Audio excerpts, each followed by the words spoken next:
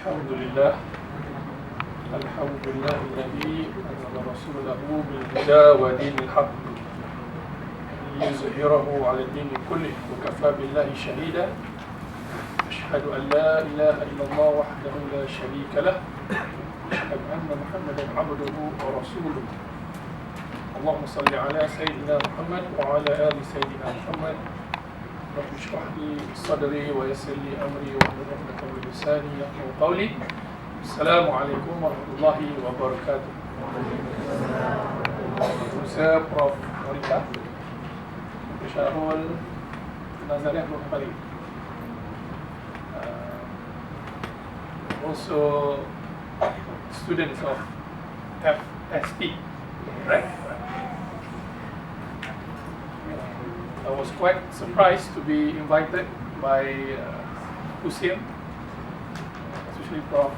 Norita, because I've been away from this topic for quite some time. Since I was here for the IFES, I think 2015, yeah, or 2017, almost 2 years. And during that 2 years, I was very much into other stuff. I'm no longer focusing on philosophy or education, rather on politics. But nonetheless, this topic is very much something that I've been dabbling for the past 8 years, since I was doing like you guys, when I was still an undergraduate student at UTP. I should be speaking English, right? Campur boleh? Boleh? Ada foreign students sini? No, right? Alright, then we can translate sikit lah. Okay, orang Melayu ni kena, sometimes when we talk in bahasa, there are things that cannot be expressed in other languages. Yeah, but we strive to perfect our English because that's the now worldly language for commerce, for science and technology. But nonetheless, Malay also, bahasa also has its own, I would say, depth, yeah, in articulating certain philosophical notions. Oh yes, orang Melayu ni orang falsafah ni. Jangan ingat kita ni jiwa je. Alright. You must be surprised to know that I'm a chemical engineering student. Yeah. Suddenly I'm, been invited to speak. Well, at the same time, I'm also a master's student, finishing my master's in. Originally, I was doing my Islamic philosophy. Well, due to unforeseen circumstances, now I'm finishing in management. But I have received rigorous training in Islamic philosophy and translation. I've read many works of Western philosophy and Islamic philosophy in Arabic and in English. And for the past 8 years, as I told you, I've been very much studying many things written by our own philosopher, Tan Sri Professor Said Muhammad Naqib Al-Atas. Yesterday or the day before, do you know that there's a big conference called Reviving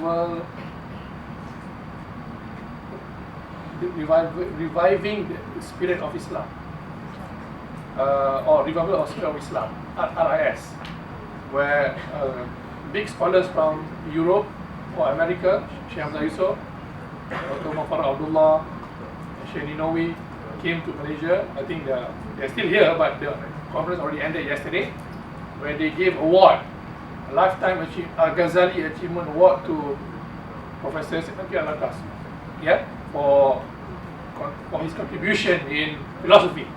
So there we have our own philosopher, a Malay actually. Do you know that? Yes. Oh, alhamdulillah. Siapa tahu kat saya?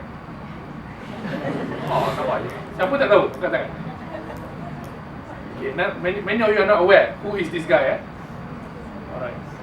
Do you know why USIM was established? Why the heck a university needs to put Islam as its label in its name? What differentiates you and with UM? Do you know? No idea. When you came here, did you not browse through the history of Usim? Read the constitution? No. Too bad. You should. You are part of the family now. Right? Ke orang mak ayah suruh belajar, belajar aje. Mana-mana pun, tak kisah, saya akan dapat degree. Is that the mentality? Bila tegur baru, no. You should understand. Usim, UIA, why they were established, and how Professor Alatas was crucial in so-called establishing these Islamic universities. Yeah. A university would not be established without an idea. Yeah. Without a mission, without a clear purpose. Yeah. Baik masuk UM nya, baik masuk UGM nya. Buat apa buat universiti Islam? Apa beza? Adakah universiti Islam dan universiti sekular? Dari Islam mesti ada sekular kan? How do you answer that? If people ask you, apa beza Usim dengan universiti lain? It's tough to answer if you do not understand the history and also philosophy. So, Professor Alatas was very instrumental in conceiving the idea or the conception of Islamic university in 20th century. It gave birth to UIA, Islamic University in Pakistan, and also Usim is one of the, I would say, extension of that project. Whether it has been succeeded or failing, that I leave, that's another topic to be discussed, alright? But you must know the root of this place, the mission, and why we need an Islamic university in the first place. Yeah.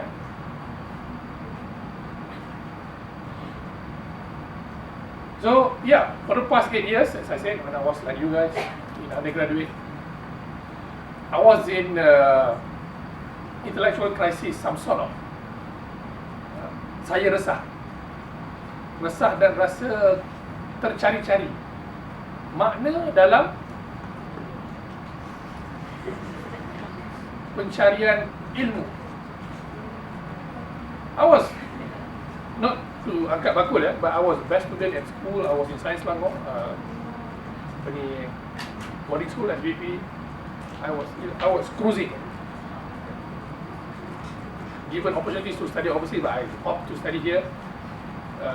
Took engineering because I believe that's the way forward. Earn big money, duniawi lah semua. Yeah. But during my studies, I came across new things that I did not find when I was in school. Of course lah, in school normally you are being boxed into certain education regime. In university is about no one going to force you, right? So I discover philosophy, I discover economy, I was searching for truth actually. But not the big truth lah. Of course, we as a Muslim, that's settled, inshallah. What I was teaching about how the world works. Who actually so-called dictates our life. Not conspiracy, we try to understand through knowledge, through proper discipline of economy, politics, sociology. Then I realized the knowledge that I learned, especially in science, not all are Islamic in nature. Oh dah, kata ilmu ni ada Islam atau Islam pula? Ada ilmu kafir ke? Oh, bukankah ilmu tu semua daripada Allah SWT? From God? Oh, that's the question. Normally people ask. But once, you are at university level, you should be able to think this thoroughly. There are knowledge that there are facts, there are theories, there are concepts, and there are wisdom. Wisdom is the highest form of knowledge. There are many, especially in not natural sciences, but in human sciences, ilmu kemanusiaan, where the concepts, the theories are very much imbued with Western conception or interpretation or spirit. Ya. Dalam ilmu-ilmu kemanusiaan, khususnya ekonomi, sosiologi, sejarah dan sebagainya, kadang-kadang dalamnya itu tertanam semangat peradaban barat, which makes the knowledge sometimes un-Islamic. If we were to weigh with Islamic measure. Hence, there was, due to this, Muslim scholars like Professor Al-Atta, Ismail Al-Faruqi, isi.usim Nasr, proposed this so-called program called Islamization of Knowledge. From there, the idea of Islamic University came into being. From there, UIA was established. From there, USIM was established. Faham kan? Faham kan? Besar ni mission USIM ni. Bukan main-main Patutnya the best of Muslim students are here. And they should carry this mission forward. Integrasi akli-nakli But that was not the case when I was in UTP Dangli. We were trained to be engineers, and we worked for in Petronas and other oil and gas companies. I not to say resisted, but I was finding ways how to be more, because in this technical field you are being specialized, so you fail to see the bigger picture sometimes. So I try to find ways how to be more universal in my education. Hence my informal education in learning philosophy with Professor UIA and many places. And along this, I came across something very much, I would say, precious. I rediscovered the meaning of education, the original meaning of education that is now lost in the bureaucracy of modern universities, modern schooling. And the foundation of this program cannot but la budda, kata bahasa Arab cannot but to learn philosophy. Actually, all of us had learned philosophy throughout our schooling days sampai universiti pun sebenarnya, but we did not realize it. We are not conscious about it. Tak sedar. Kita belajar secara tak sedar. Tapi sebenarnya tertanam dalam semua subjek di sekolah dan universiti. I give you the examples. Why I argue as such. Why I say kita belajar falsafah dan tak sedar.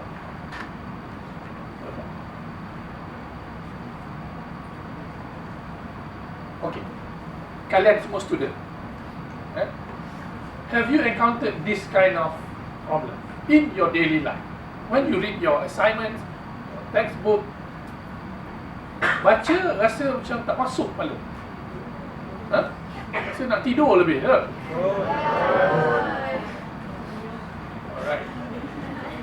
angkat tangan siapa lalui benda ni. Thank you. Saya pun macam tu dulu. Don't worry. Okay, next.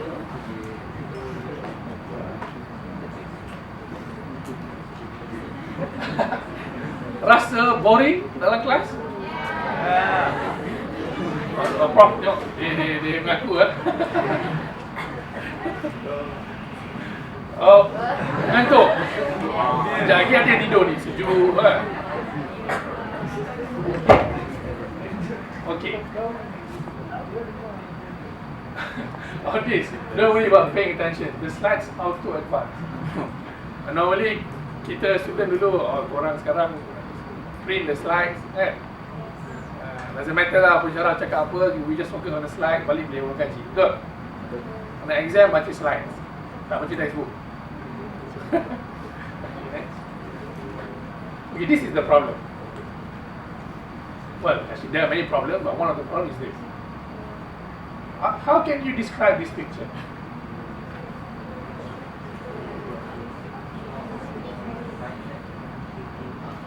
Gambar apa ni? Tu siapa tu yang potong tu? Okey. Yang kotak-kotak tu apa?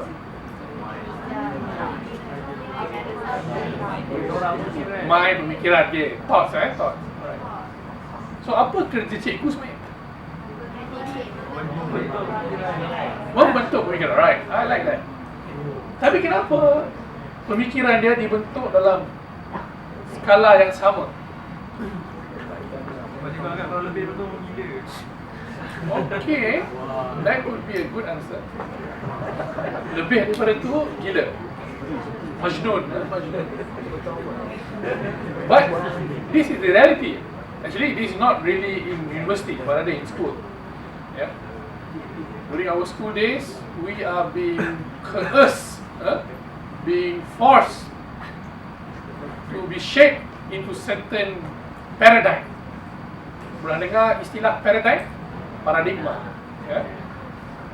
Maknanya anda semua daripada awal dibentuk oleh guru-guru untuk berfikir dalam satu bentuk paradigma, satu bentuk manhaj. Ya. Jadi education in truth, in classical education or Islamic education is not like this. This is indoctrination. Yeah. Education is actually very customizable. It depends on the potential of the students. It depends on the istiadat of the students. Every one of us got created uniquely. Yeah.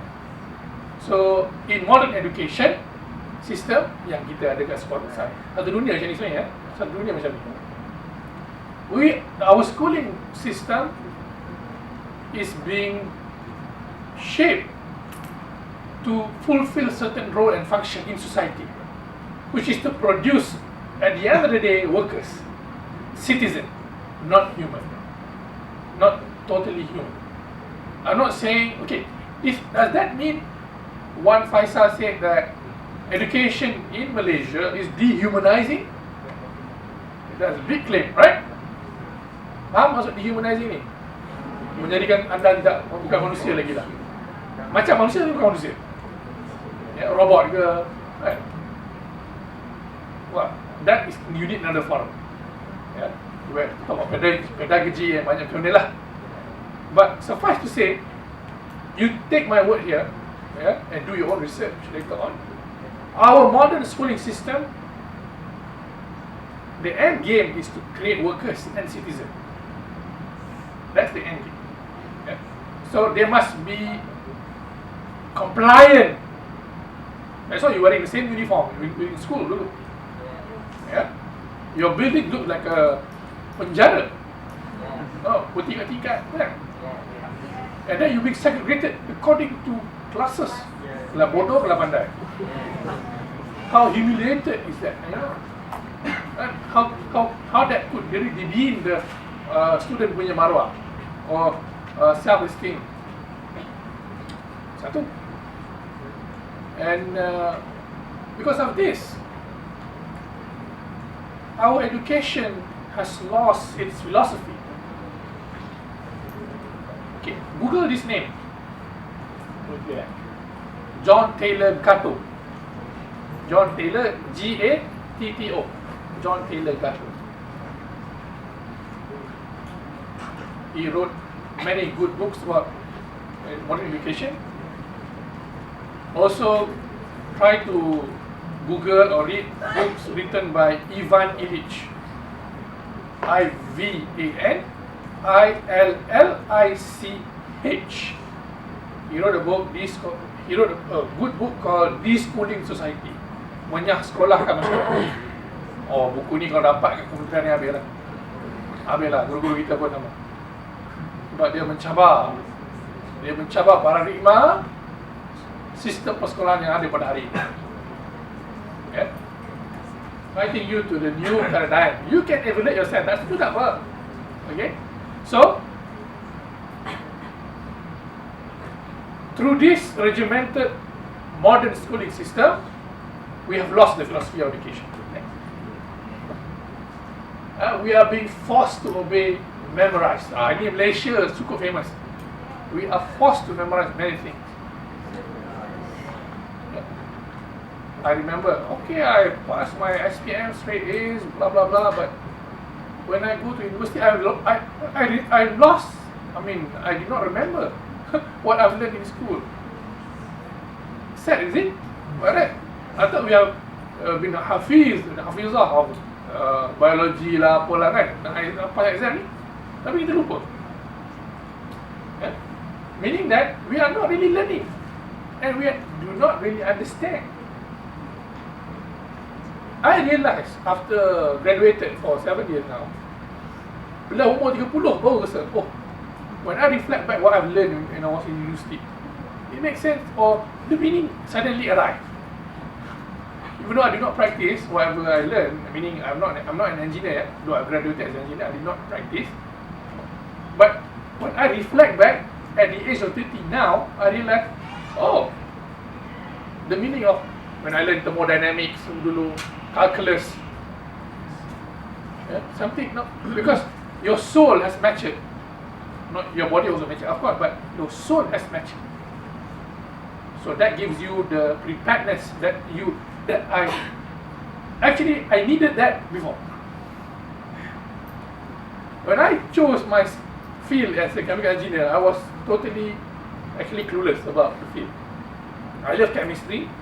I thought when I became a chemical engineering student, I would be able to learn chemistry, but actually that's not the real case, because in chemical engineering you learn maths more than chemistry. Yeah, so you do not understand the courses that you are taking before. Yeah, until I realized later on. Yeah. So, as this classic comic described, our education system today, everybody is a genius, but if you judge a fish by its ability to climb a tree, it will live its whole life believing that it is stupid. Albert Einstein kata. Yeah. But that's why kadang-kadang kita kawan-kawan kita, once you graduated, you realize later on, mungkin dia tak berapa excel masa dia belajar, CGPA mungkin tak tinggi, but when dia keluar, dia jadi usahawan, dia jadi penulis. Yeah? Sometimes benda tu bukan dalam, kita tak nampak. Mungkin dia lambat sikit, ataupun dia tak jumpa lagi dia punya calling. Yeah? Or the Christians say there's a calling for all of us. Yeah? So maybe we do not know this. So, but this is what education system. But in the past, that's never the case. Education should not demotivate students. Education should spur and prepare the student to be whatever they want to be, whatever they deserve to be, which is not happening in Malaysia. Yeah, graduate engineering, graduate medical dipandang tinggi. Why? Because they earn big fat salary. Graduate yang non-technical, actually yang belajar agama, dipandang, rendah. Itu stigma yang ada dalam masyarakat sebenarnya.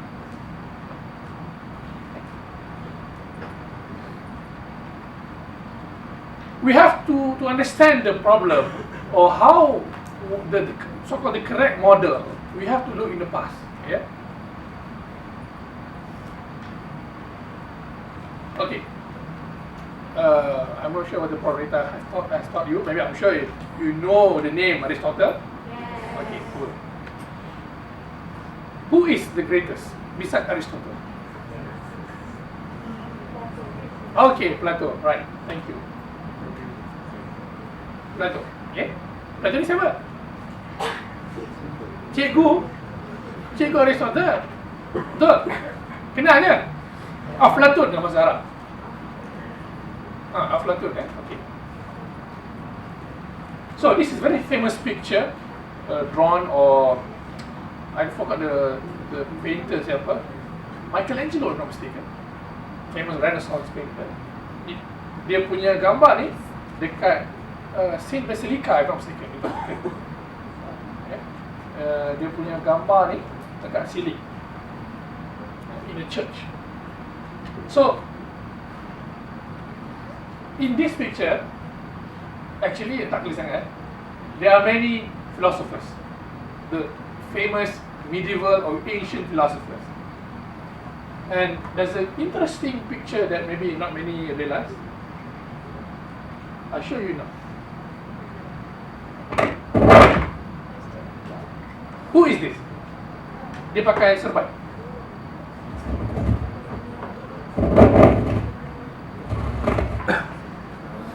Siapa?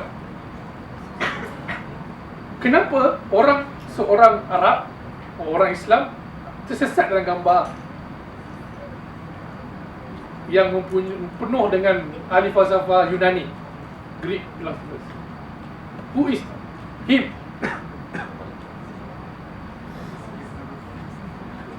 Siapa? Sebut, teka. Salah, bukan Ibn Sina.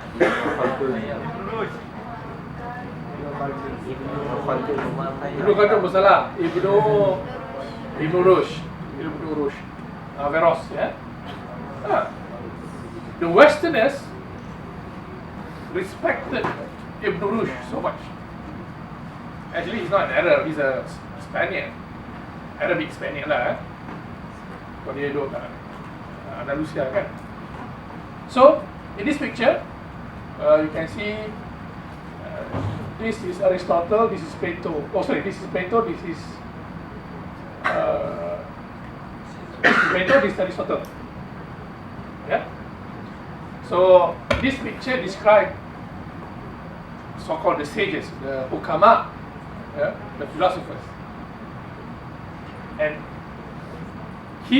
Plato has an academy. Yeah? The word academy kita guna sekarang ni came from him.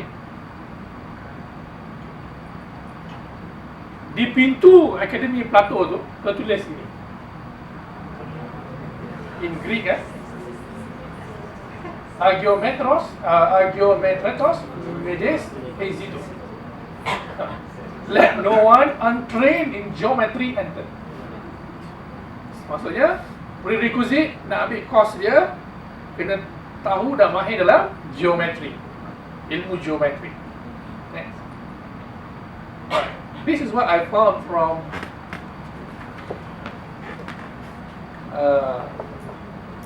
salah satu risalah ringkas ahli filosof Islam yang terkenal selain daripada Ibn Sina, Al-Farabi, one of the earliest lah. Al-Kindi the earliest one, and second Al-Farabi, then Ibn Sina. From his work called Ma Yanbaghi an yuqaddima qabla ta'allum al-falsafah. Okay, so dalam risalah ni interesting, it's really interesting. Dia dalam dia punya sebuah chapter atau bahagian tulis al-ilmu alladhi yanbaghi an yabda'a bihi fi ta'allum al-falsafah. Ilmu yang mana wajib baginya untuk memulai pembelajaran falsafah. Wa amma ilmu alladhi yanbaghi an yabda'a bihi qabla ta'allum al-falsafah fa ashabul aflatun yaruna annahu ilmu al-handasah. Ilmu handasah ni ilmu apa? In modern times, engineering lah. Right, but actually in classical time is geometry. Okay?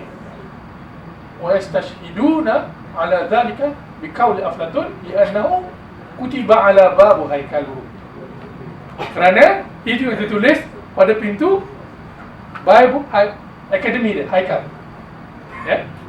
It was engraved on the door of Plato's Academy that you must learn geometry prior you want to learn philosophy. Okay. Lepas tak situ? Man lam yakun muhandisan fala yudkhal alaih. Barang siapa yang tidak menjadi seorang ahli geometri ataupun mempelajari ahli geometri, tidak boleh beliau masuk ke dalamnya. Itu syarat yang Plato letakkan. Well, Al-Farabi jelaskan the reasoning why wazalika li'annahu al-barahin wal-musta'milah fil handasa asihul barahin kulluha. Maksudnya Kamu jawab Sarah? Korang tak boleh Sarah? Oh, tak eh? Betul? Ada kan? So, dia kata apa? Because the proofs, the applicable proofs in geometry is the most sound, the soundest of all proofs in our argument. Yeah? Alright. What can you extract from this text? I want the intipati, saripati dia apa yang Al-Farabi atau Plato cuba nak cakap. Kenapa nak belajar falsafah kena tahu geometri? Or mathematics for that matter.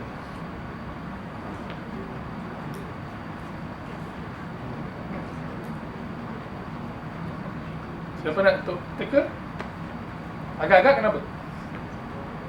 This is a philosophical question. I'm gauging your philosophical mind. Berfikir apa? Dalam studi komputer kata kemahiran berfikir aras tinggi. Alright, let's see how USIM students can fare in this. If you want to work in a good corporation kat luar, you have to think like this, you know. Benda dia bagi nampak biasa, tapi you must abstract dia punya makna. Why geometry? Apa sifat geometri? Apa ada pada geometri? Precision, ketepatan. 1 plus 1 equal to 2. Okay, macam matematik lah. Geometri kalau peta lah. Right? Ada bercakap tentang ruang, betul? Tentang masa mungkin tidak, sebab dia tak bergerak. About ruang, space, and about precision, about certainty. This is the most precious element in philosophy. For you to build up your philosophical mind, you must begin with certainty, yakin. So Plato is actually elucidating to that. If your mind serabut, tengok cerita pukul 7, suri hati Mr. Pilot, whatsoever, kepala penuh dengan sampah-sampah novel tak apa-apa, you cannot learn philosophy. You are not meant and fit to learn philosophy. You are just being normal commoner. You never taste the result of learning yang Allah SWT bagi pada hukama, pada awliya, pada para rasul, anbiya dan sebagainya. They are philosophers in one form. Not the whole Nabi bukanlah philosopher per se, but they are also have philosophical mind when they argue. Nabi Ibrahim contohnya, Nabi Khidir dah cakap lah kan. Okay, so we going to understand the reasoning behind it later. Okay, as I wrote above, some of the crucial answers are in here, in this book. The Lost Tools of Learning by Dorothy Sayers. I love this book. I plan to translate it, but it's quite difficult because it was written for English audience, for Western audience. But the Papa Foundation, where Habib Ali Al-Jifri is currently the chairman, I think, Papa Foundation, Muassasah Papa di UAE, they even release this book in English and Arabic, to encourage or to probe greater, I would say, discussion with respect to education for the Muslim in 20th century. And the argument is simple. This book was written, I think, after World War II, in the late 40s, or early 50s. Based in UK. It was based in UK. She was based in UK, a lady. She's a devoted Christian writer, seorang ahli Kristen yang sangat gigih dalam berkarya. And she wrote this book as a response to the situation of the English or the Western people of the post-war society. We the youngsters, our generation, we never lived through the war time like our grandparents, for example. So we do not understand what it means to crawling out from the trenches of war. I'm using metaphor. You catch my metaphor? Okey, insya-Allah. Ya. Orang yang baru keluar dari kancah peperangan tak sama dengan orang yang tak pernah lalui. Mereka ada trauma sebenarnya, trauma jiwa yang sangat dahsyat. Ramai lepas perang jadi atheist di barat. Dia tak boleh nak reason, ya. Kenapa Tuhan jadikan kezaliman macam ini? Millions people killed during World War II. Ya. So ramai after war became very much disturbed by the condition they lived or they went through. And then their education too became, was geared to train soldiers, yeah, to stabilize the society, to train engineers, yeah. So during those days, propaganda was the staple food of the mind for the Europeans, yeah, especially because they want to create soldiers, as I say, yeah, those who fight for the country in whatever form and means. Due to that, they have sacrificed the foundation of their own classical education because they want to produce citizens. This, if you were to study or discuss deeper, is actually the effect of secularization. Kesan daripada arus deras pensekularan masyarakat. Ini tajuk pada ada forum lain juga, panjang cerita. So she writes this work to remind, especially the teachers those days, that we must return to the original classical liberal arts. Okay, what the heck is liberal arts? Liberal apa liberal? Kalau kita dengar baca dalam Facebook semua, orang betul liberal ni jahat kan? Betul?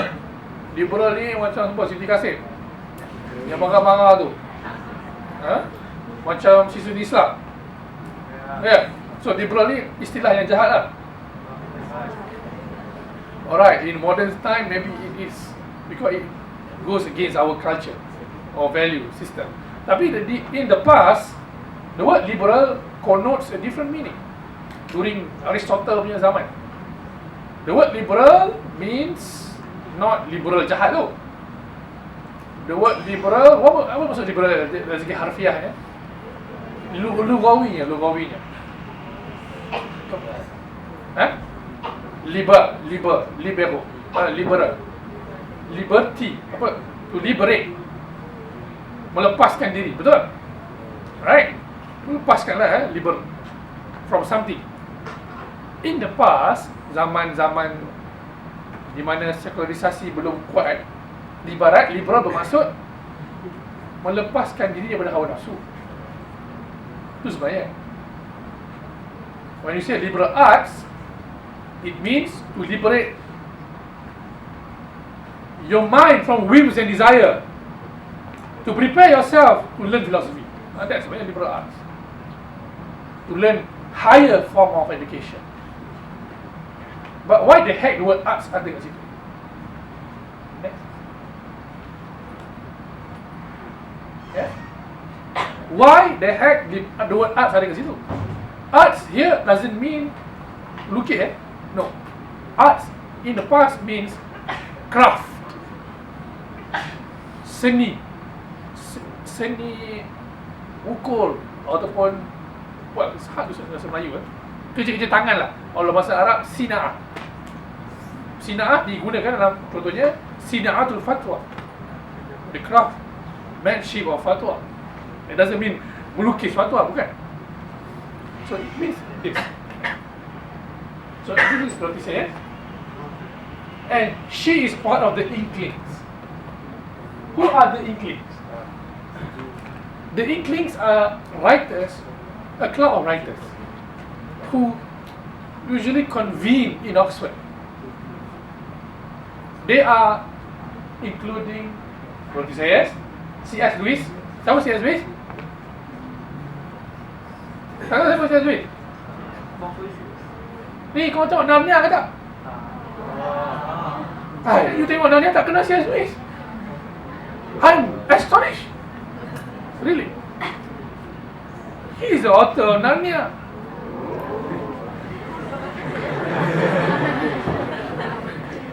Okay? J.R.R. Tolkien. The Lord of the Rings. Okay, you seorang tak boleh, Eleng? Jangan tengok luar drink, tengok sonok. Tapi tak tahu siapa author dia. Alright? And then Charles Williams and their friends. So, these people, they are not mere writers jalanan. They are professors in Oxford. They are professors. Tolkien is professor in Oxford. But he produced Lord of the Rings, Hobbit. Dia semua tengok kan, best kan? Enjoy kan? And they don't write that without having philosophical mind. That's arts. Yeah? They write that with knowledge and with Christian ethos. Semangat Kristian tu sangat tegar dalam karya-karya mereka. Contohnya Narnia. Siapa Jesus dalam tu? Aslan. Bahasa Arab pun Aslan. Yeah, Aslan is actually manifestation of Jesus in Narnia.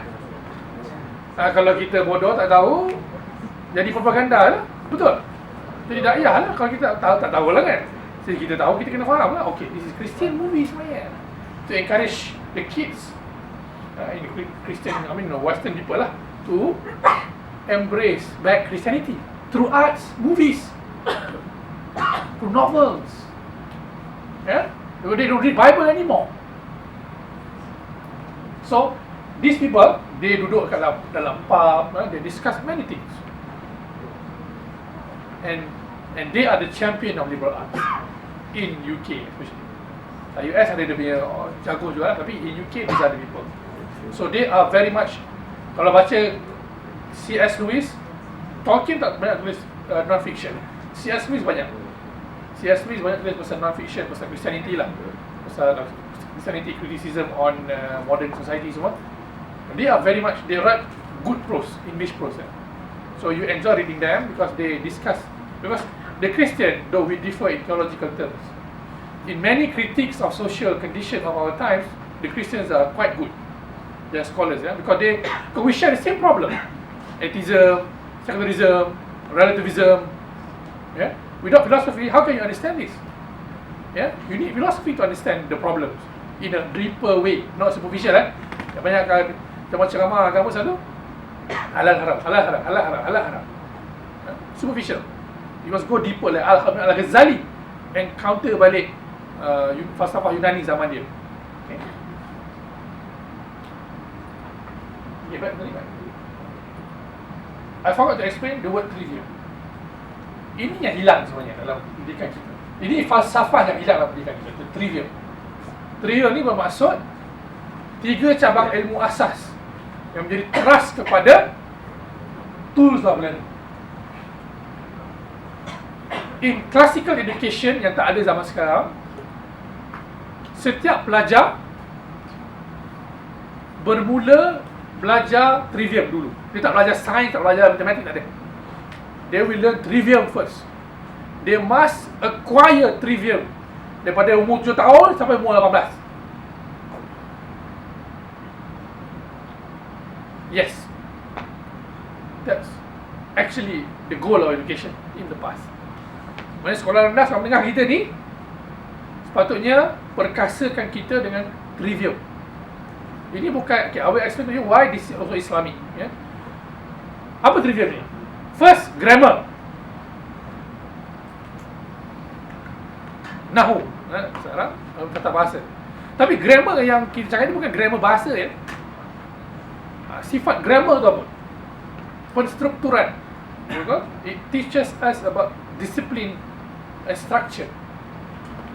And normally, it is being taught when we were still very young, 7 years old. Kita belum balik lagi itu. Ya? Ketika itu, student suka apa? Ingat tak apa ustazah, cikgu kita bagi masa kita jadwal? Main lagi? Menghafal. Betul? Betul, menghafal. Grammar macam tu. Kata Dorothy Sayers, dalam setiap mata pelajaran ada grammar dia. Bukan bahasa je. Grammar for sejarah, date and time, facts. You hafal saja. Masa itulah, masa kecil. Dalam science, you understand about natural world. ini bulan, ini bintang, ini sejuk, ini panas. You don't think through it first. You memorize them first. Because the mind of a kid yang belum balik, dia punya capacity untuk absorb sangat tinggi. Sebab tu kita baca masa radikal dulu, black sheep semua tu, ini mini mini mo, is Latin word actually to memorize the grammar of Latin. Ini mini mini mo, Humpty Dumpty sat on the wall, rhyming kan. In Islam, we also learn that. Matan Ajumiah bukan menghafal macam tu kalau baca bahasa Arab, betul?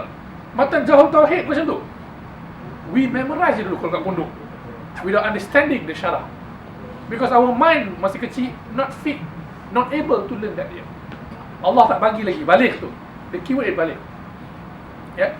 Once you akil balik, dah boleh jadi mumayyiz, dah boleh beza hak dan batil, dah boleh, well, actually apa maksud balik ni? Okay, biologically, yeah, you ada, you grow your pubic hair semua tu, right? Ada misai lah apa kan, ada halkum.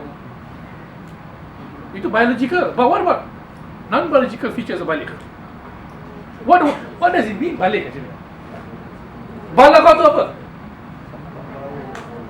Membawa sampai, reach, betul? Okay, sampai ke apa?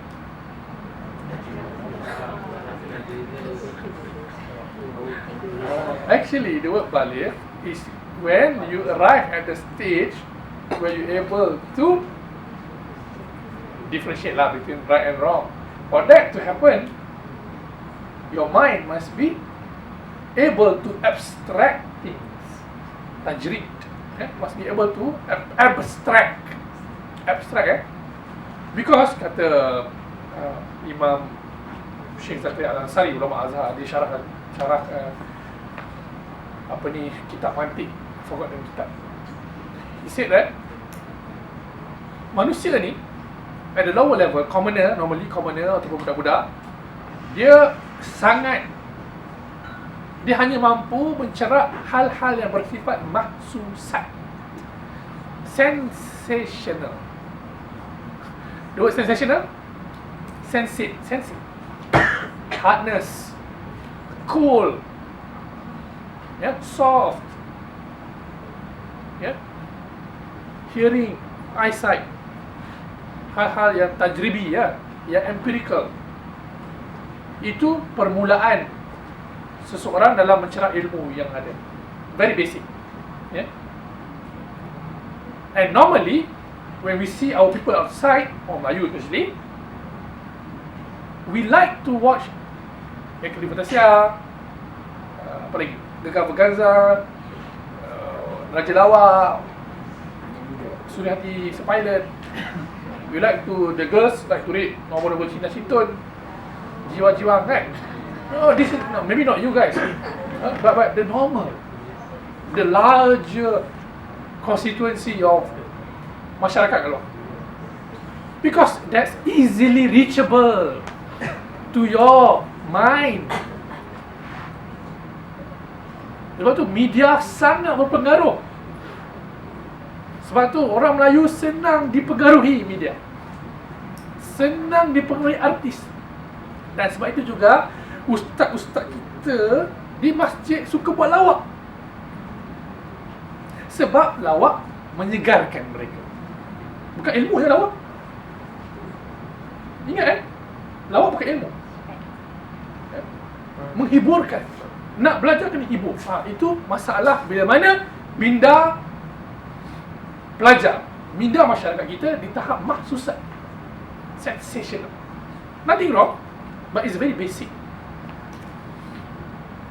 Kata Imam Zakaria Al-Ansari, the function of philosophy, aka logic, mantik, is to help graduate you people, to all of us, from mahsusat to makfulat, from sensational to intelligible, to something yang intelligible, yang mana akal kita boleh mengikat dan berinteraksi dengannya. For example, how can you discuss the concept of freedom, hurriyah, in democracy without you try to think abstractly?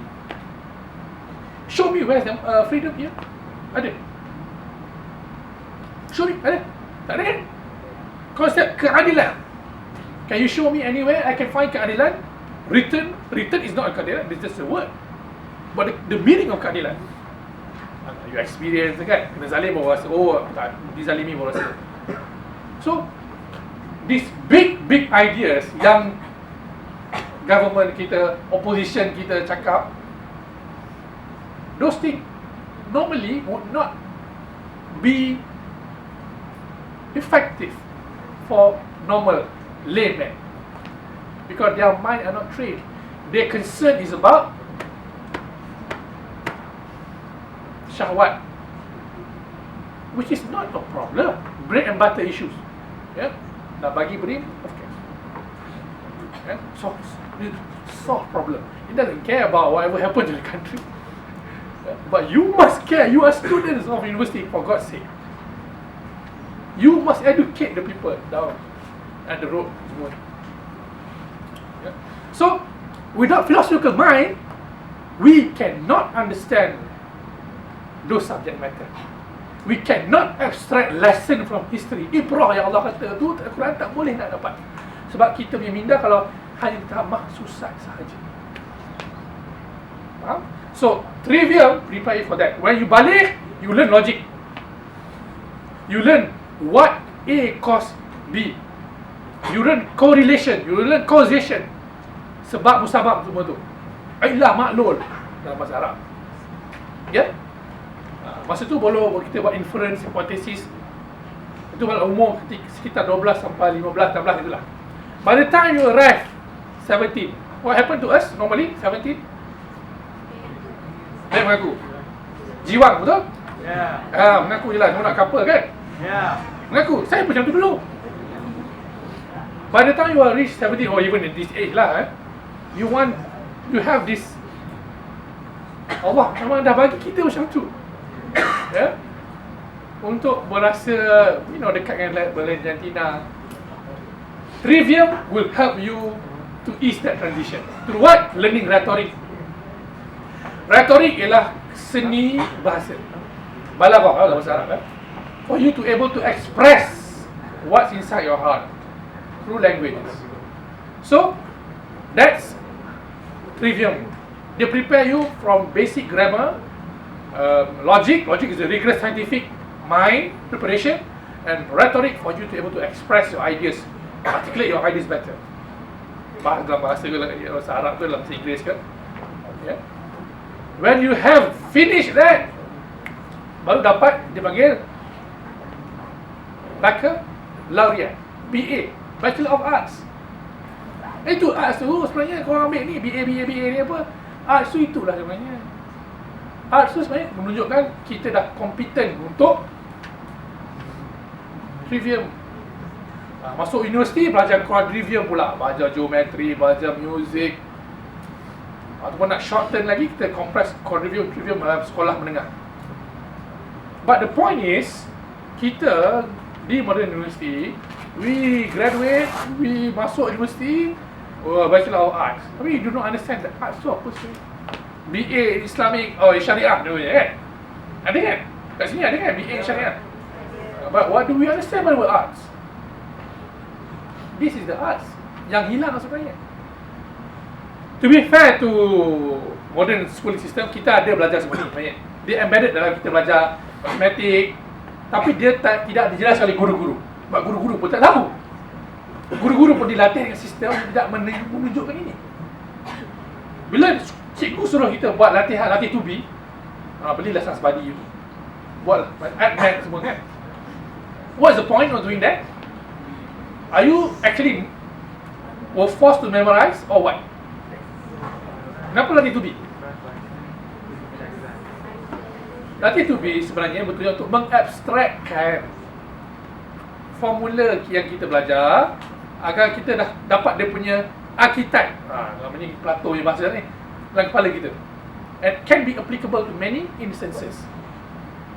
Maknanya you want to master the framework. So latih to be is the shortest way for you to get it, to abstract it. Dah biasa kan, nama dia sebati dalam diri kita. Tapi bukan untuk kita ulang-ulang hafal. No, not hafal. Hafal tu consequence of you understand the subject. If you love the subject, you understand, you will memorize it. When I speak about it, honestly, when I want to give this one mereka panggil saya, I never taught it for the past 2 years. Suddenly when I'm in action today, in this room, it suddenly just flood into my mind. Oh, Alhamdulillah, Allah SWT has been gracious to me today. If not, I would maybe mumble, you know. I'm speaking from my heart, not with my mind. If you notice lah, I hope you notice, or you feel it. Next. Okay, the word knowledge. Normally we define the word knowledge. Next. I think we stop short dulu, kita sambung nanti masa Q&A. So, basically, I want to impress on you today, before we go for Q&A, we have lost the tools of learning. And that tools of learning is actually has very close relationship with philosophy. But this philosophy is not philosophy yang merapu-rapu tu.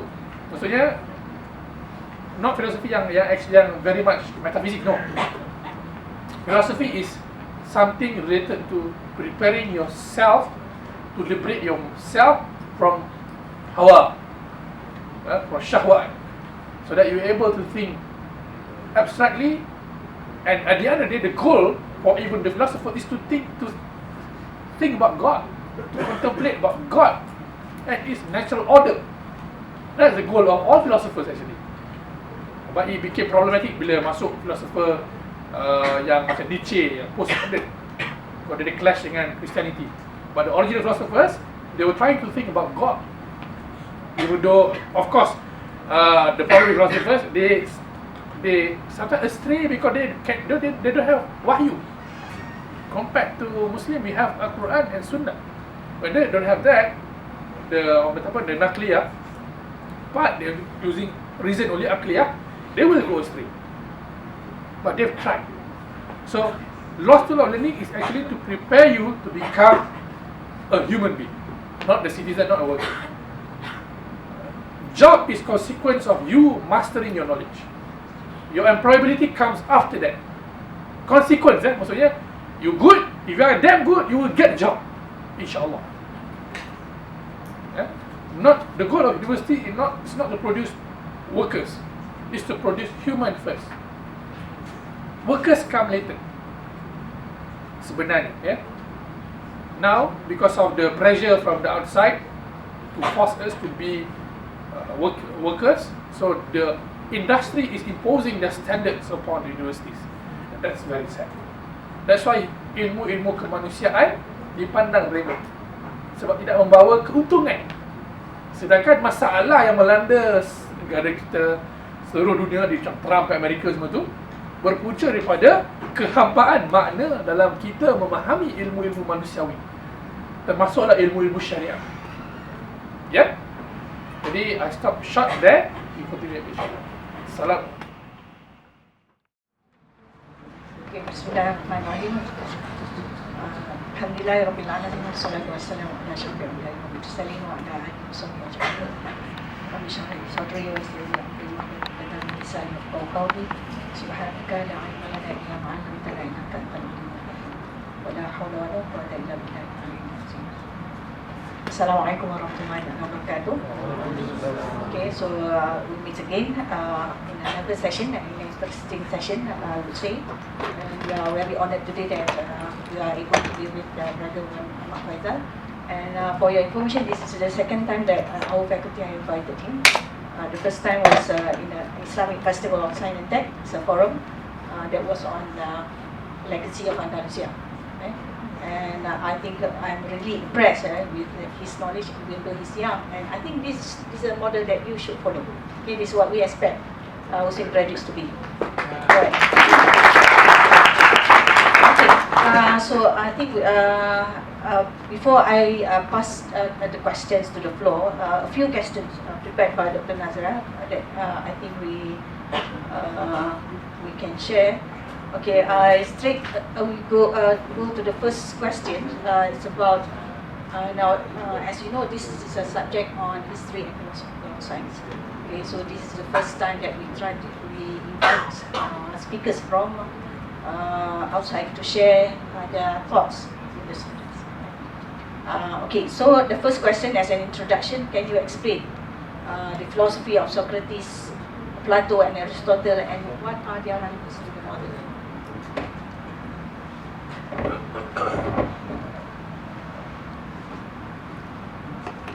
Bismillahirrahmanirrahim.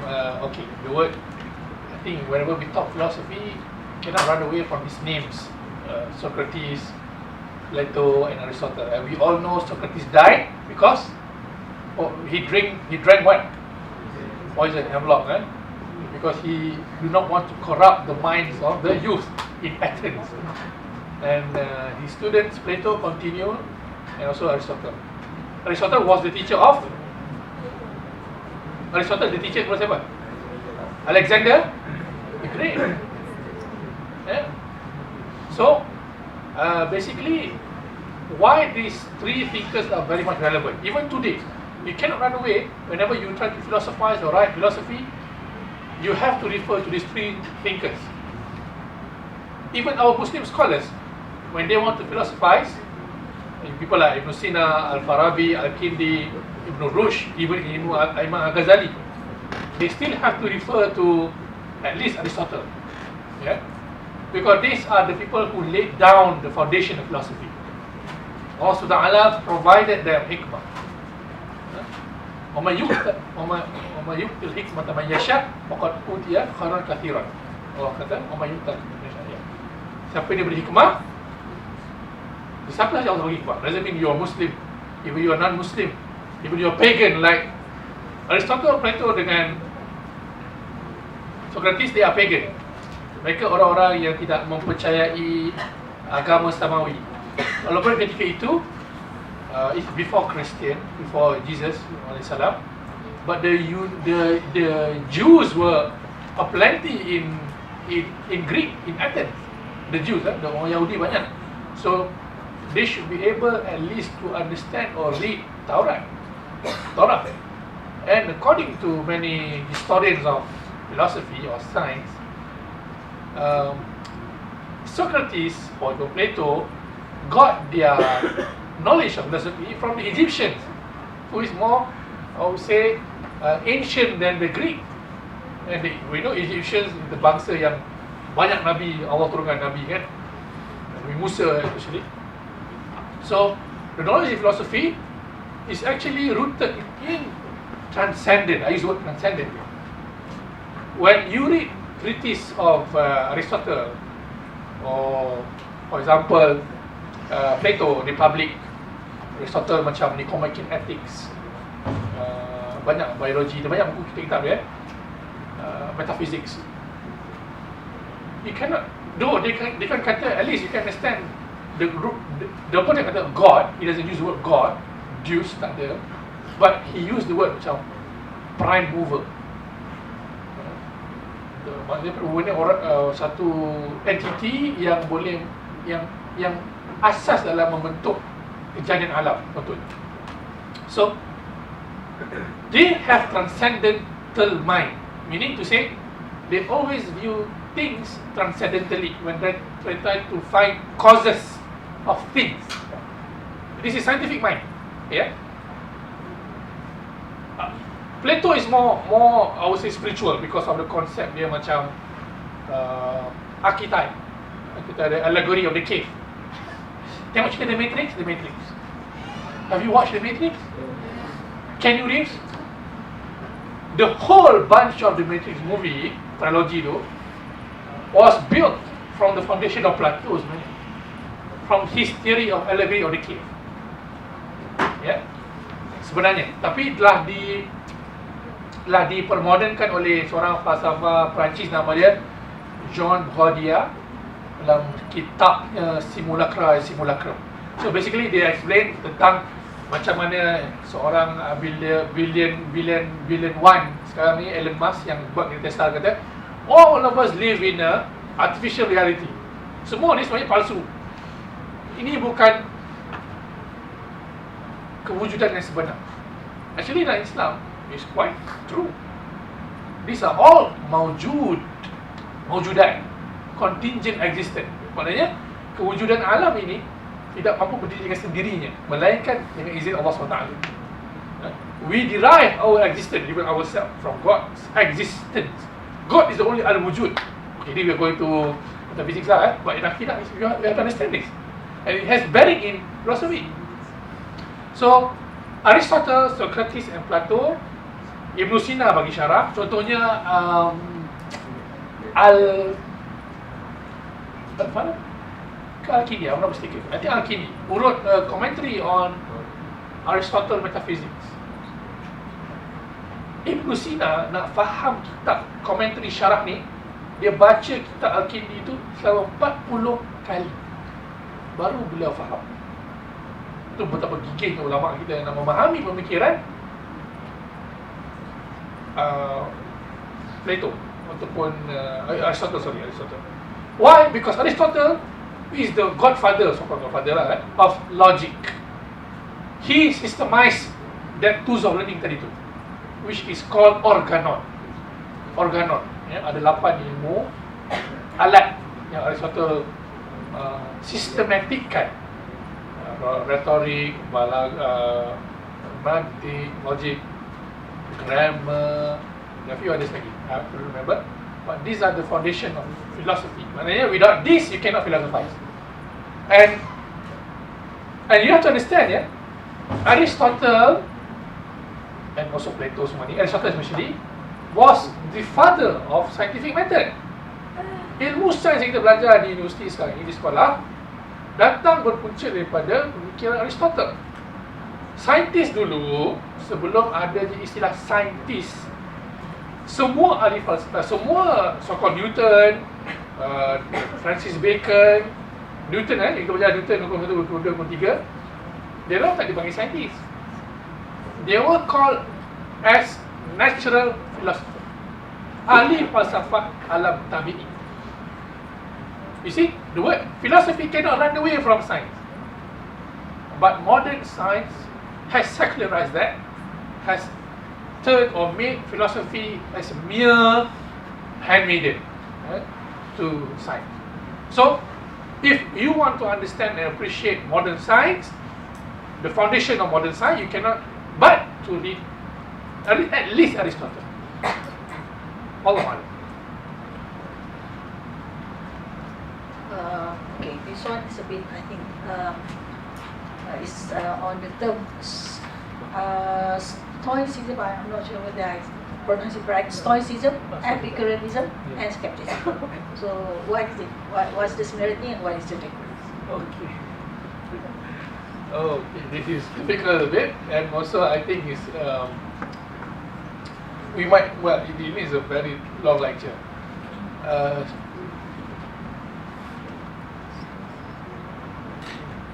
Alright, Stoicism ni, Stoic ni from ni golongan zaman, I think Roman, if I'm mistaken, or Greek. Golongan yang those who have a Stoic kind of it's a sifat. It's very hard to explain in bahasa because it is peculiar to the Westerners. When you being Stoic, meaning you are being just sober sikit, right? You are not you live in a morally ethical way. That's Stoicism kind of philosophy. Because they don't have religion, they philosophize ethics. This is the problem of the Western people. Dia tak ada agama. Hanya agama yang membuahkan akhlak. When they don't have agama, they philosophize good and bad, how to conduct themselves. So Stoicism is one of the philosophy of ethics. How to be human, how to live in society. So Stoicism ni macam you be more sober, you be more stable in the face of adversity, itulah. Kalau Epicureanism ni, wah, it's something yang macam, well, hedonism lebih kurang Epicurean punya thinking ni very much you disregard ethics lebih sikit.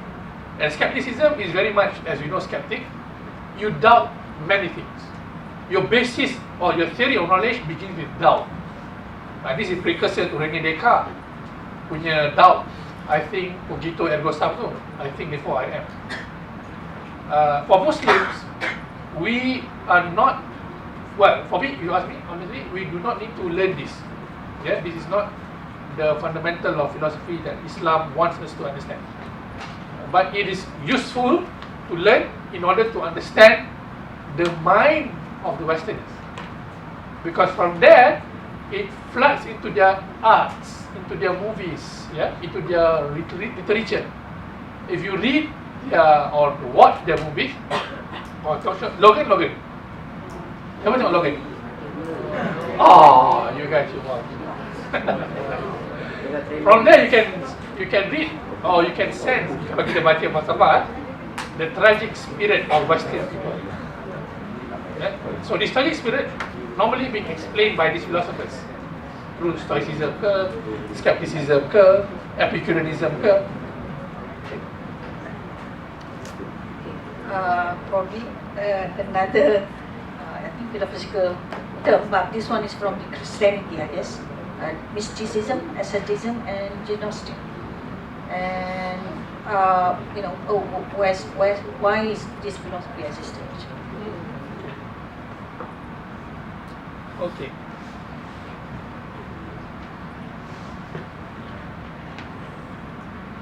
When we talk about mysticism in Western philosophical tradition, it is not tasawwuf.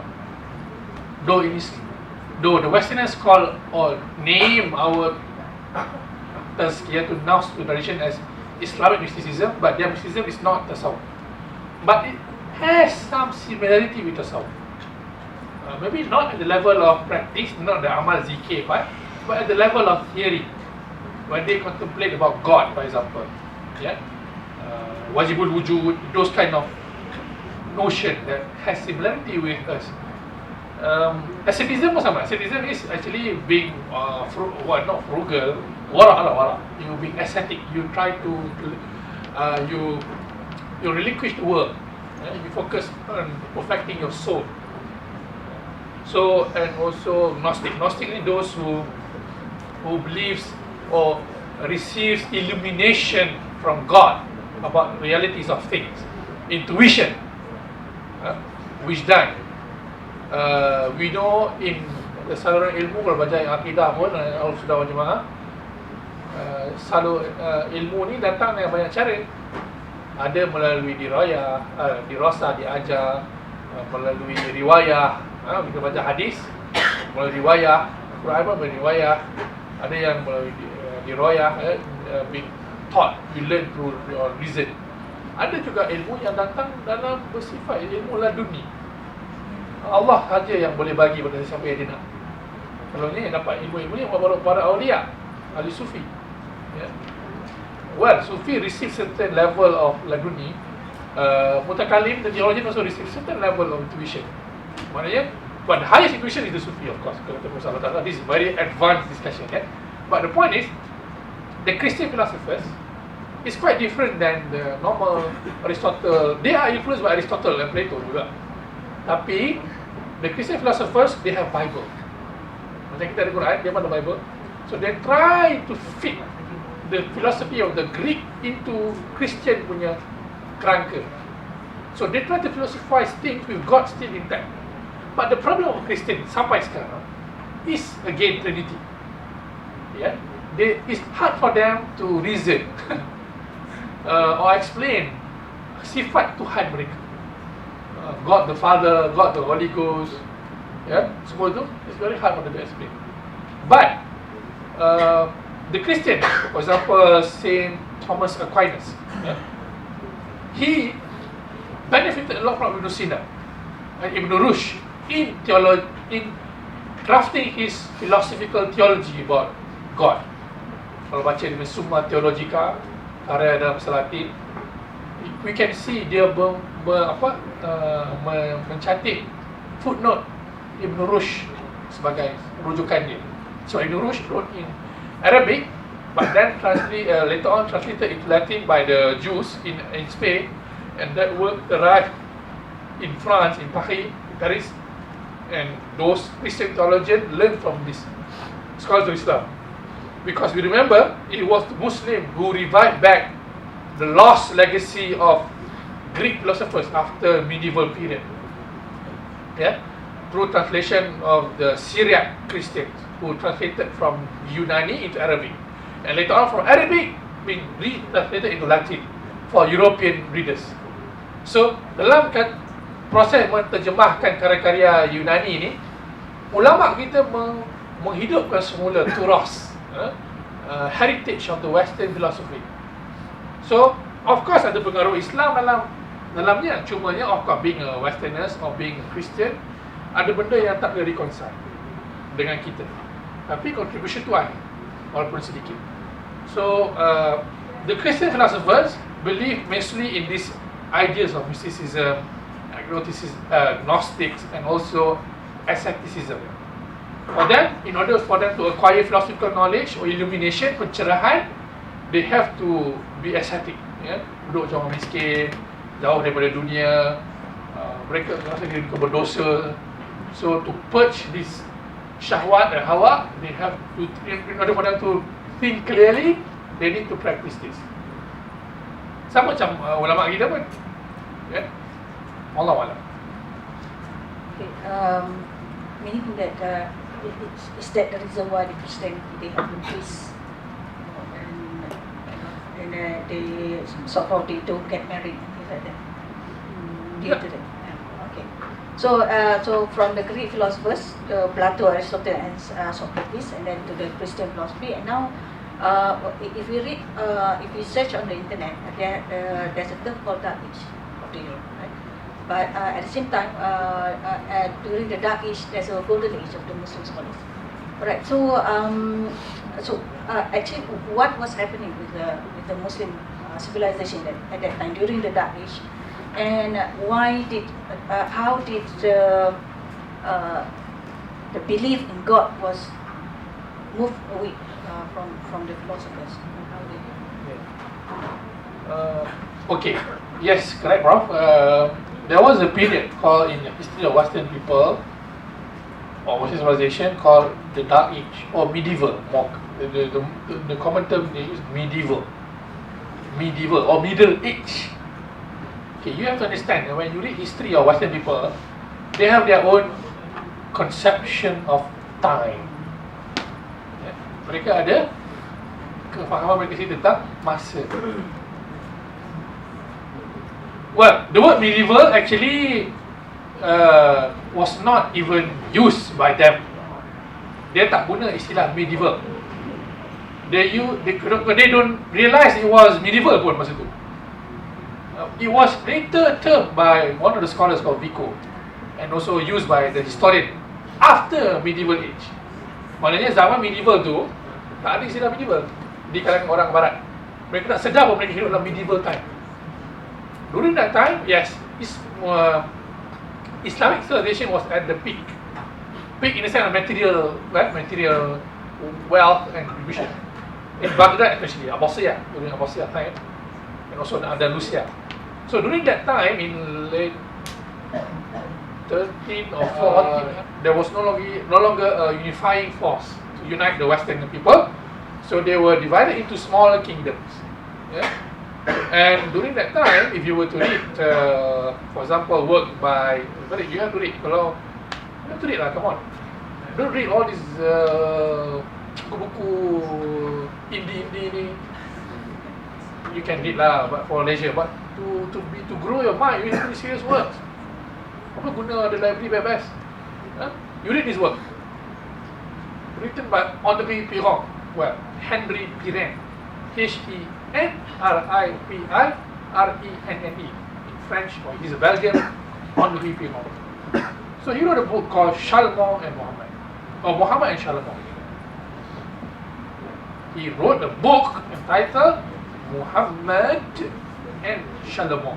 Charlemagne, Charlemagne, Charlemagne.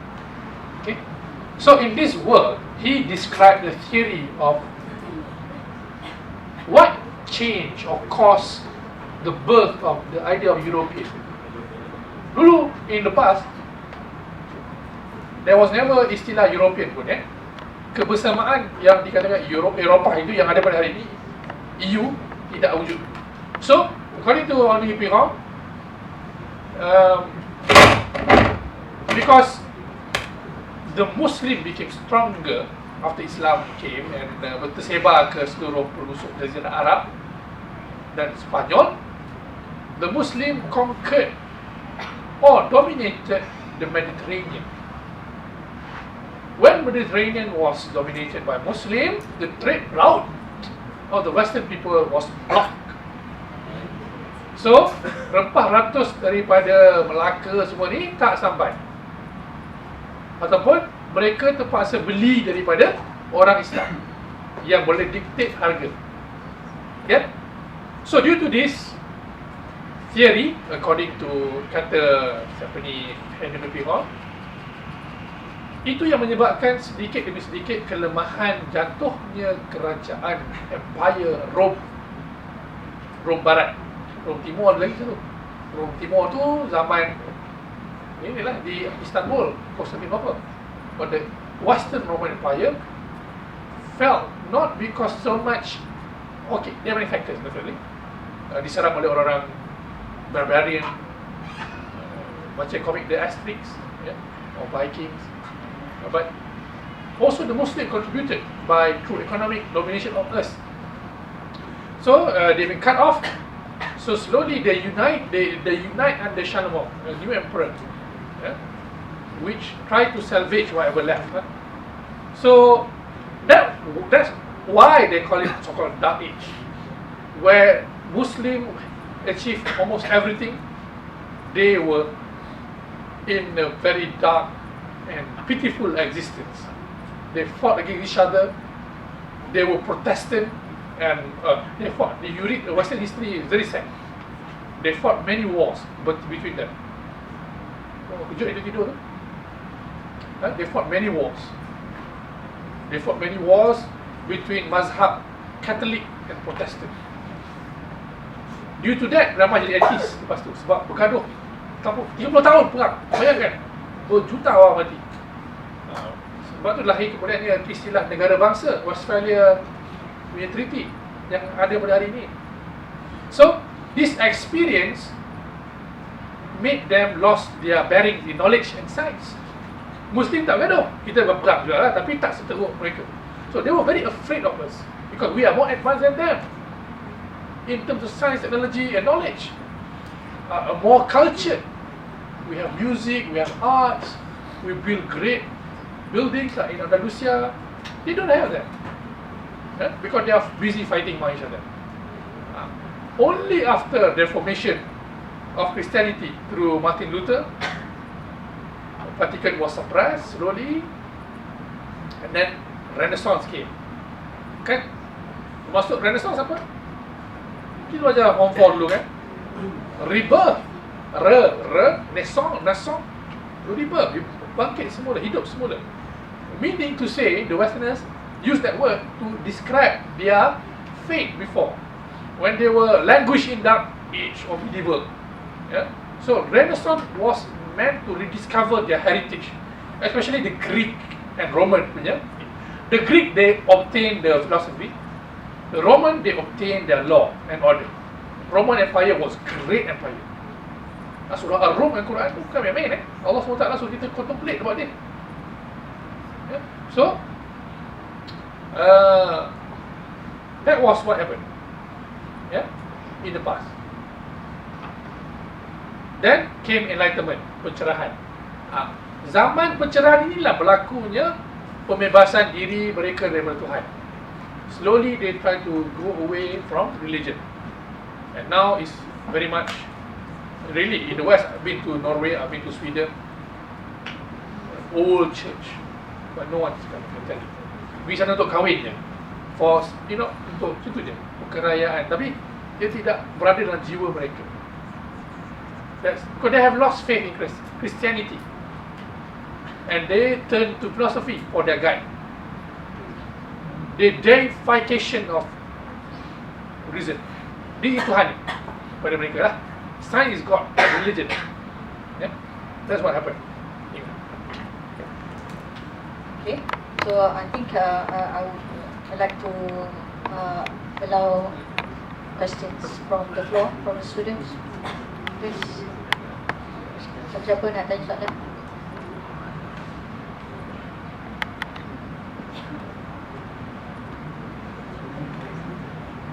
Ada soalan? Ya, hidung merah. Nak tanya soalan?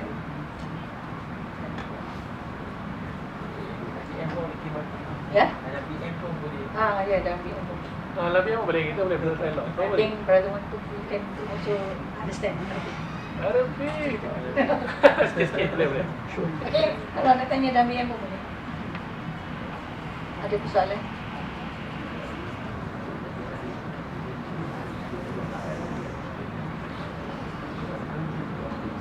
Ada?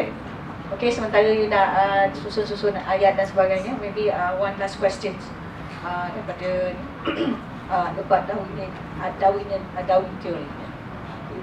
So, jadi Darwin theory ni dah anggap sebagai satu corruption of knowledge. So, how do we macam nak berhujah mengenai Darwin theory? It's a big question and it's important question juga. Still ongoing debate. Yes, Darwinism as an ideology is problematic. But when you say Darwin theory, we must differentiate between Darwinism or social Darwinism and the so-called legitimate scientific theory called evolutionary biology. Okay? This is the real contention. Well, let's talk about evolutionary biology. When Darwin wrote The Origin of Species, his book, yang dia pergi berlayar dekat Galapagos semua tu, jumpa kura-kura lah, biawak laut, dan dia study macam mana binatang-binatang ni berbeza sifatnya dengan binatang-binatang lain di benua lain. What made them like that? Same goes to, do you know Alfred Russel Wallace? Have you seen his book on the Malay Archipelago? Dia pun sebenarnya bapa kepada evolution biology. Both he and Darwin actually discovered almost similar kind of scientific theories in different time and place. So, but Darwin is more famous actually. So, evolutionary biology ni, according to some Muslim scientists, are not against Islam, because even, for example, I forgot the name, Al-Jahiz, also in his Kitab Al-Hayawan, describe to certain level about this evolutionary biology. The problem lies when you try to jump the gun. When you say ape evolutionized into human being, itu problem dia. But all other form of evolution which make certain species different from others, which make certain species exist in certain places, pada pasir, kat tundra, dekat pulau, those are, as far as I'm concerned, based on my reading, legitimate scientific knowledge, tidak bertentangan syariah. The problem is, zaman Darwin hidup tu, some people who are not biologists use his theory and apply it to social science. I forgot the name who was the guy, but so that's what happened. Jadi dia orang equate manusia ni, ya betul lah kita ni hayawan, kata ulama kan, al-hayawan naatiq, ya, haiwan yang bertutur. Haiwan dalam bahasa Arab or even in Latin doesn't mean binatang. The word haiwan means from the word haya, hay, meaning life. Anima means soul. Right? So, meaning to say, when you try to use or extrapolate evolutionary biology or what Darwin wrote about apes into human punya life, that's where ada something unscientific kat situ yang cannot be proven actually. You cannot prove. It's a theory only. It's not a fact. Ya. Dia kata mungkin DNA buruk 99% sama dengan manusia. Sifat dia kan. But it's not. So when they use this, dia nak justify bahawa saja agama tu hanya rekaan manusia. Yang justify there's no God. We evolutionize from apes. So itu dia punya intention. Some of these atheist philosophers who want to challenge the church. Yeah. But in Islam, we have been accepting evolutionary biology by many of the scientists like Al-Jahid, let's say, because it explains the occurrences of Allah SWT in alam. Ya, Allah menjadikan flora dan fauna mengikut tabiatnya. Binatang tu sebut Allah design macam tu to suit their survival instinct, their habitat. Kenapa zirafah leher panjang? Sebab dia nak makan tumbuhan-tumbuhan dekat safari yang tinggi-tinggi. Ya. Kenapa gajah telinga besar? Sebab dia nak buang heat dia, so that dia ada large surface area. You know, that kind of explanation. Why we have pygmy elephant dekat Sabah? Kenapa tak kacau besar-besar? Maybe because pygmy elephant is more mobile in our jungle yang very dense. You know, that kind of reasoning.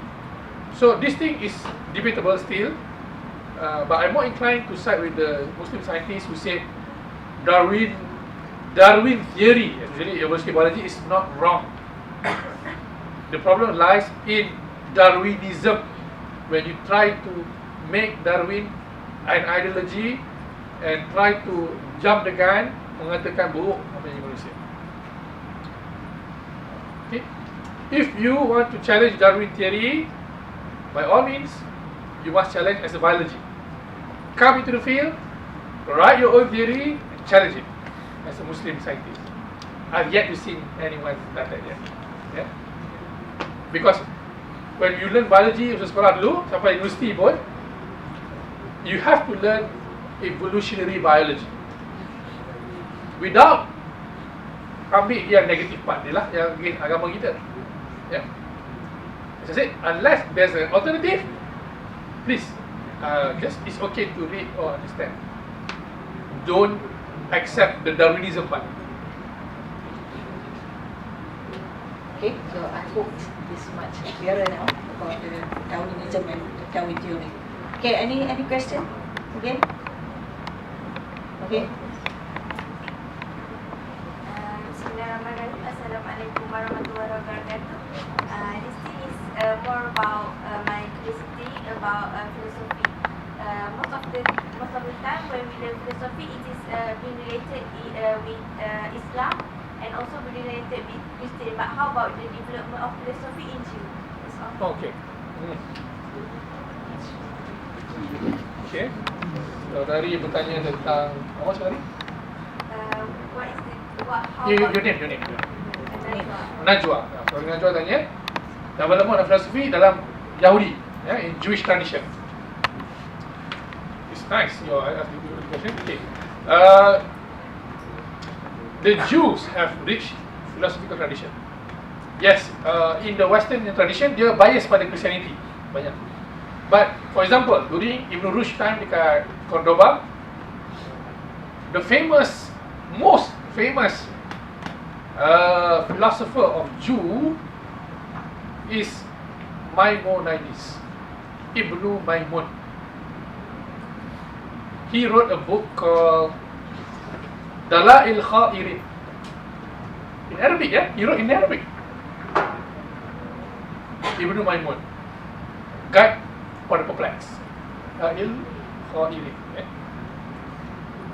Guide, Dalail itu guide lah. Guide Khairin, orang yang perplexed, orang yang keheranan. In that book, he made use a lot of Islamic kalam. Ilmu kalam. Ilmu akidah kita tu, yang advance lah, not yang kita baca biasa ni, dalam teks dia. Tapi dia argue based on Torah, but he used the tools, the structure based on Islamic kalam. Okay, itu zaman di mana falsafah Yahudi, falsafah dalam Yahudi sangat berakar kepada agama. Most of the philosophy after during Enlightenment and beyond, zaman pencerahan abad ke-17, most dictated by Jewish philosophers juga. Spinoza, Baruch Spinoza, Baruch kedua, Barakah, Baruch Spinoza, forgot lagi nama. But there are many. Spinoza, Karl Marx, Jew. So during those days, the Jewish philosophy turned into secular. Dia dah tak berakar kepada agama dia lagi. So banyak ahli falsafah yang hebat-hebat ni di barat sebenarnya orang Yahudi. Scientist pun as usual. Einstein Yahudi. So it's interesting to ask them or to probe deeper how far Judaism or Torah or Talmud influence their scientific and philosophical work. Based on my limited reading, I think not much. They philosophize just like ordinary secular Christian scholars. Not like us like Muslim, kita rigorous ada Al-Quran dan Sunnah.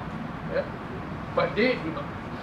I do not know why. Maybe because the problem of secularization pun kuat juga dalam Judaism sampai hari ini. In Israel, you think Israel, well, Israel dia mana? Orthodox Christian ramai yang betul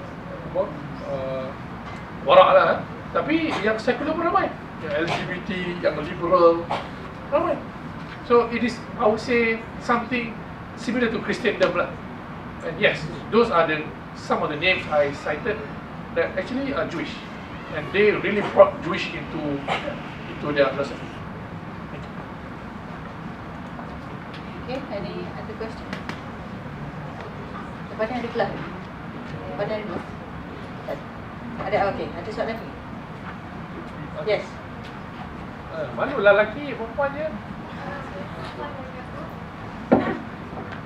Actually, I came here by coincidence. I have class here. Alright. So I find it interesting about Darwinism. I pernah baca one of the book. Dia katakan most of us yang kita tahu Darwinism tu akan bercakap tentang apes, manusia yang dari ape ke manusia. But I read a book yang katakan Darwinism tu bukan hanya sekadar ape, bukan teorinya sekadar ape. Dia bermula daripada satu sel, and then evolve until dia terus kepada manusia. So I would like to ask anything more info regarding Darwinism. That's my first question. And my second question is about the Big Bang Theory. I watched a show, I think in TV 9. He said that the Big Bang Theory and apa yang berada dalam Quran tentang silam bumi itu selari. So I would like to know your opinion regarding the Big Bang Theory and the Islamic view regarding the bumi. And my last question is, I believe that most of the Muslims nowadays are very paranoid to the Western. Sebab I rasa macam kita terlalu takut kepada Western punya, kepada energy Western. Cuma nak cakap dulu, once kita Muslim belum lagi berjaya seperti mana di zaman Abbasiyah, kita mengambil ilmu tu daripada Greek, dari Yunani dan juga Rom. And then bila diorang tinggalkan ilmu tu, and Muslim ambil, and Muslim evolvekan lagi, jadikan something new and something better. And then kita lepaskan ilmu tu, and Barat ambil balik benda yang kita dah tu, and kita intend untuk kata macam, okay, Barat copy daripada Muslim, walhal Muslim juga copy daripada Greek sebelum tu. So what's your view pasal tu? Thank you. I'll answer your question yang last dulu. Alright. This is why you need to learn history. When I say you learn history, doesn't mean you have to become ambil BA lah sejarah. No. You engineer ke, you actuarial science ke, computer science ke, you have to learn as fardu kifayah lah. For your own. Ni beza belajar kerana degree dan belajar untuk diri. I don't need prof untuk yang begitu saya kena belajar sejarah ke falsafah sains ke. I want to learn, I want to know. To become a better scientist or Muslim, yeah. There's a law in our history, sunnahullah, yeah. Aturan yang Allah dah jadikan, yeah. Normally the current of civilization flows from the greatest to the lower. Meaning to say, selalu dalam sejarah kita, arus peradaban itu bertitik tolak mengalir daripada yang tinggi ke yang rendah. Sekarang ini siapa? Siapa yang punya peradaban yang tinggi dari segi material lah? Barat. Barat tengok kita bergaduh ISIS semua ni, dia tergelak tengok. We were like you before. During the Protestant and Catholic crisis, 30 years war semua tu. Why? And you were like us today. Busy building, researching about science, energy. Why did you repeat our mistake? Yeah? So there's something wrong with us. Yeah? Extremism, bergaduh, berdebat, hal-hal furuk, yeah? Keliru. Benda yang orang barat lalui dulu 700 years ago, and we were like them today. So it is natural, as you said, for there's no, well, there was originality dalam setiap peradaban, ya. Tapi pinjam meminjam benda yang biasa. Nombor, ya, nombor, numeric 0 atau 3, daripada siapa? Yang korang belajar programming, binary, 01, 01, daripada siapa? Khawarizmi, okey. Khawarizmi ambil nombor tu dari siapa? Orang Arab ambil nombor dari siapa? Orang India. If you were to read Al-Biruni punya Kitabul Hind, ya, tentang dia kaji kitab tamadun India, orang India, how respectful he was in studying from the Brahmin. So it's normal untuk kita belajar pada siapa-siapa pun, tak kisah antaman apa. Kata orang kafir, I was reading something dulu about logic. Our scholars, they want to learn logic, they don't learn from Arabic scholars, they learn from the Jews. If orang macam Al-Surawadi, he learned from a Jew dekat Al-Qarh, dekat Baghdad tu lah, ada satu tempat Al-Qarh. Pernah dengar Sufi nama Ma'ruf Al-Kharqi? Pernah? Tak pernah. Tak benar, you know it. From the area. So, kita belajar logik dulu, ada ulama kata haram. Ya, betul, ada banyak hukum, Imam Nawawi kata haram, As-Suyuti kata haram. Tapi Ibn Abdul tidak. Ada syarat-syarat dia lah. So, the point is, copy-mengcopy ni, exchange of it is normal. And it always happen between those who are less progressed than the one who are more developed. The Europeans learn from the Spanish Muslim more than they learn from any civilization before they became enlightened. Yeah. Okay. Second question about Big Bang. Okay. This is also a tricky and dangerous question in the sense that there are many scholars who tackle this issue, who disagree or with the view that teori Big Bang tu sebiji dengan apa yang Quran cakap. Because not to say we are against science. It's not certain to say or claim that the word, contohnya sittati ayyam, word ayyam dalam Quran tu, ayyam tu, is it does it refer to the temporal space yang kita faham pada hari ini, hari itu, hari yang Allah punya so called word God's mind may be different. Maybe ayyam tu bermaksud could be years, we do not know for certain, So ulama menafsirkan sebenarnya tak, we cannot be buat perkaitan yang jelas dengan Big Bang theory, because they have their own theory. The scientists, what's their basis of evaluating that Big Bang? They have their theories, they have their biases. Yeah.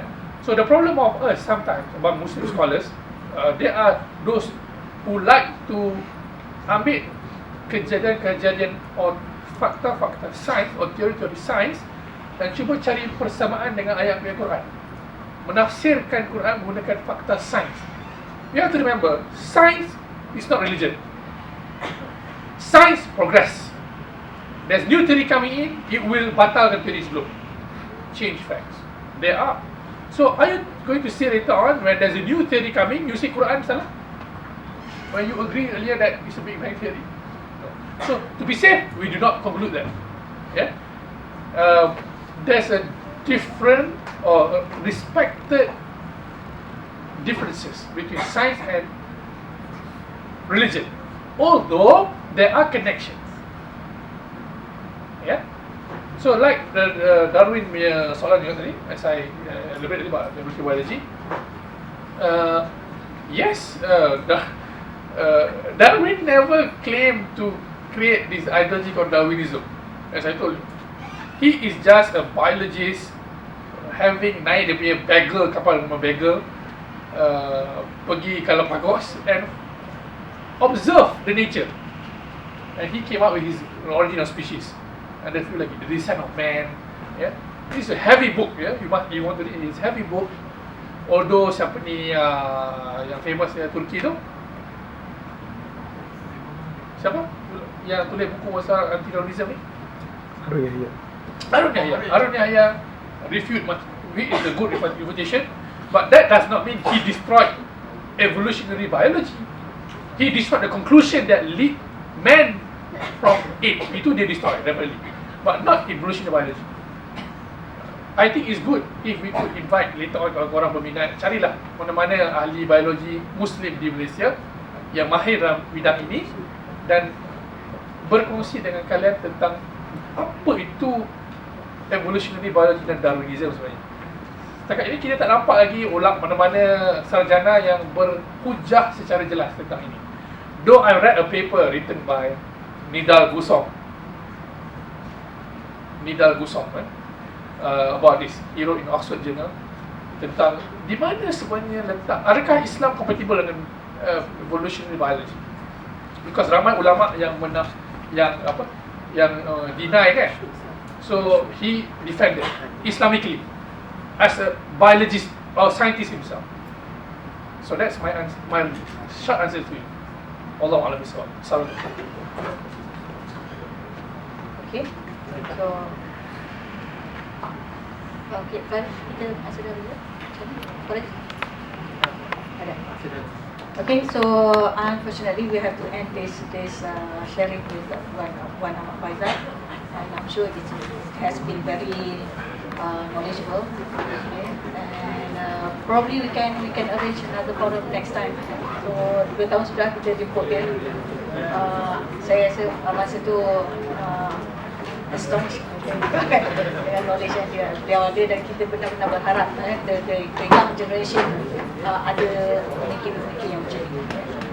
Okay, so saya ucapkan terima kasih kepada Wan Ahmad Fayhsal and also to the students, to Dr. Nazaria yang invite saya untuk hari ini, and also Dr. Syarul for having us today.